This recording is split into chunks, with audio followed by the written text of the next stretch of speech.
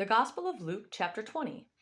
Now it happened on one of those days, as he taught the people in the temple and preached the gospel, that the chief priests and the scribes, together with the elders, confronted him and spoke to him, saying, "Tell us, by what authority are you doing these things, or who is he who gave you this authority?" But he answered and said to them, "I also will ask you one thing, and answer me. The baptism of John, was it from heaven or from men?" And they reasoned among themselves, saying, "If we say from heaven, he will say, 'Why then did you not believe him?' But if we say from men, all the people will stone us, for they are persuaded that John was a prophet." So they answered that they did not know where it was from. And Jesus said to them, "Neither will I tell you by what authority I do these things." Then he began to tell the people this parable. A certain man planted a vineyard, leased it to vine dressers, and went into a far country for a long time. Now, at vintage time, he sent a servant to the vine dressers that they might give him some of the fruit of the vineyard. But the vine dressers beat him and sent him away empty-handed. Again, he sent another servant, and they beat him also, treated him shamefully, and sent him away empty-handed. And again, he sent a third, and they wounded him also and cast him out. Then the owner of the vineyard said, "What shall I do? I will send my beloved son. Probably they will respect him when they see him." But when the vine dressers saw him, they reasoned among themselves, saying, "This is the heir. Come, let us kill him, that the inheritance may be ours." So they cast him out of the vineyard and killed him. Therefore, what will the owner of the vineyard do to them? He will come and destroy those vineyards and give the vineyard to others. And when they heard it, they said, "Certainly not." Then he looked at them and said, "What then is this that is written? The stone which the builders rejected has become the chief cornerstone. Whoever falls on that stone will be broken, but on whomever it falls, it will grind him to powder." And the chief priests and the scribes that very hour sought to lay hands on him, but they feared the people, for they knew he had spoken this parable against them. So they watched him and sent spies who pretended to be righteous, that they might seize on his words in order to deliver him to the power and the authority of the governor.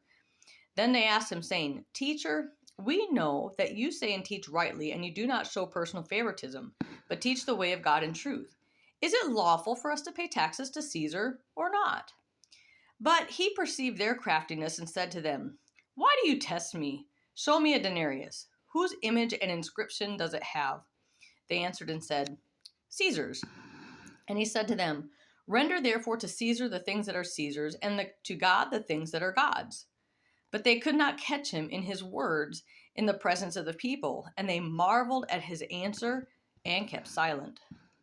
Then some of the Sadducees, who deny that there is a resurrection, came to him and asked him, saying, "Teacher, Moses wrote to us that if a man's brother dies, having a wife, and he dies without children, his brother should take his wife and raise up offspring for his brother. Now there were 7 brothers, and the first took a wife and died without children, and the second took her as wife, and he died childless. Then the third took her, and in like manner the 7 also, and they left no children, and died. Last of all, the woman died also. Therefore, in the resurrection, whose wife does she become? For all 7 had her as wife."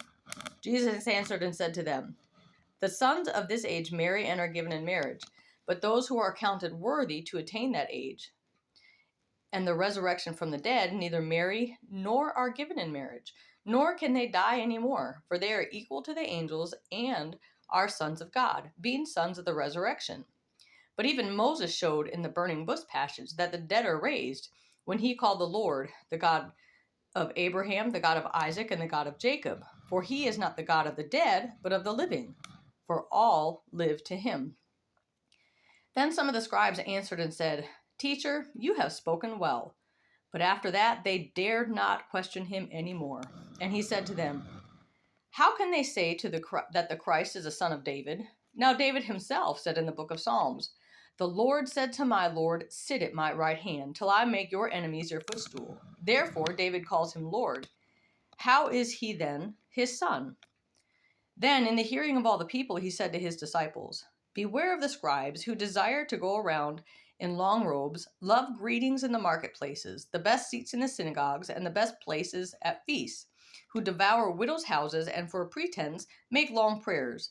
these will receive greater condemnation.